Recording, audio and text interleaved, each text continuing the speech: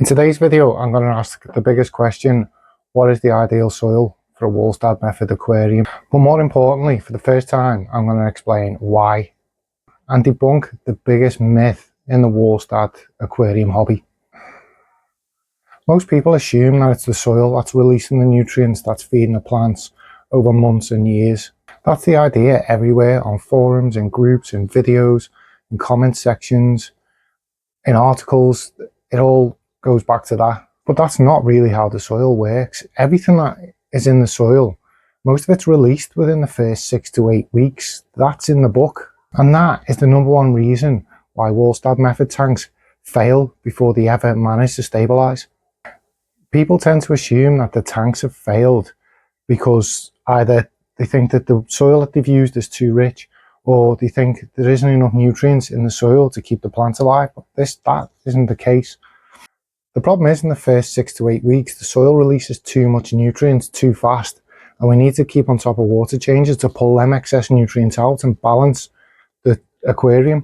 After those first 6 to 8 weeks, the soil then is not the main source of nutrients for the aquarium.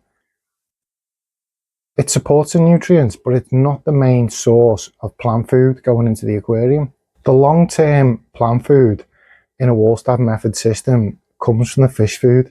It comes into the system, it breaks down as waste. The bacteria break this down into the plant food that the plants can use, and the soil locks this away. The soil plays a vitally important role in this. As the waste breaks down and it releases the nutrients, the soil takes up these nutrients and stores them ready so the plants can use them when they need them. Without this, there'd be a boom bust cycle where the plants would starve, and then there'd be a peak of nutrients from the plant food, from the fish food, and it would just keep oscillating.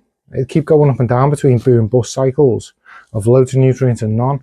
And the soil's main goal, while it is breaking down and releasing some nutrients itself, its main goal is to store these nutrients, and this is the key to understanding how Walstad soil works. And this is the main reason why adding composts, fertilizers or supplements to your soil at the beginning, it doesn't work, because they don't release slowly into the system. There's a graph in the book that shows you that all these nutrients, once they hit the water, it spikes massively, and the more nutrients you put in at the beginning, the more it's going to spike, and the more it's going to lead you to fail. It's going to lead to algae blooms, it's going to lead to ammonia spikes, massive ammonia spikes and phosphate spikes, and we need to pull all these out the system. So when we put more in, it creates more of a problem, and it creates more of an opportunity for your Walstad method aquarium to fail.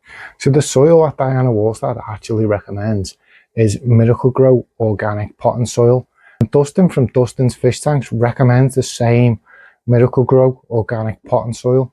Now I use Leamington organic topsoil, and the reason is the actual soil, it's not as important as it's deemed to be in the hobby. What matters most is the type of soil you use. You need something with slow organic matter that breaks down slowly, but you also need something like peat or clay in the mixture. Now, organic potting soil from Miracle-Gro, that's got peat as its main bind. So as stuff breaks down, as the fish food breaks down into fish waste and turns into stuff that the bacteria can break down, the soil, the peat in the soil or the clay, it'll take up all these nutrients and store them ready for the plant roots to come along and eat the plant food.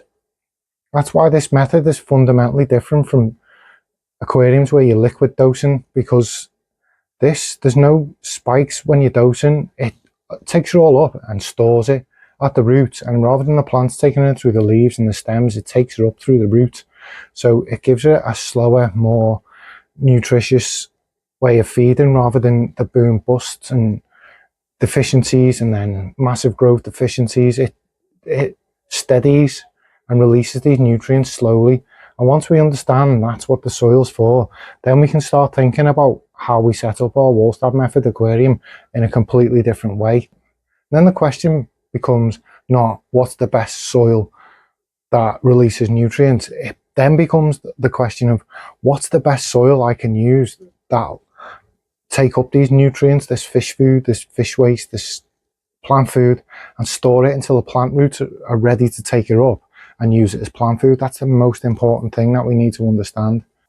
Once you understand that we're not chasing nutrient-rich soils that release loads of nutrients, and in fact we're looking for quite a neutral soil that will uptake the nutrients from the fish waste and store them as plant food, then we start thinking about it completely different. So now we understand the key difference between soils that everyone's teaching you to use wrongly, stuff with compost and fertilizers and supplements in, that's wrong. And once we understand that's wrong and we need something that will actually store the nutrients from the fish waste that's converted into plant food by bacteria, we start thinking about our soil differently. And then we all start thinking about our cap differently, and we realize that all our nutrients have to come down through the water, through the cap and into the soil, because the soil is the substrate, the cap's just holding the substrate in place. Then we start thinking about it completely differently. We realize that compact, compressed sand is going to block them nutrients going down into the soil, being stored and being fed to the plant roots. So there you go. Now you understand the answer to the question, what is the best soil for the Walstad method? We've debunked a couple of myths and we've explained what actually matters. So now you understand what you need to be successful, and you know that if you don't put loads of nutrients in at the start, you don't have to do loads of water changes at the start to get this excess out, and it'll balance, it'll become more stable, and then it'll progress over time. And you understand that the fish food is adding most of the nutrients. The soil breaking down is just adding additional nutrients, different types of nutrients, like our vitamins and minerals in our diets. That's basically what it's doing. Now you understand this, you're going to set up your tank completely different, you're going to treat your cap different, and you're going to have far more success with your aquarium. Good luck guys, take care, and hopefully I'll speak to you soon.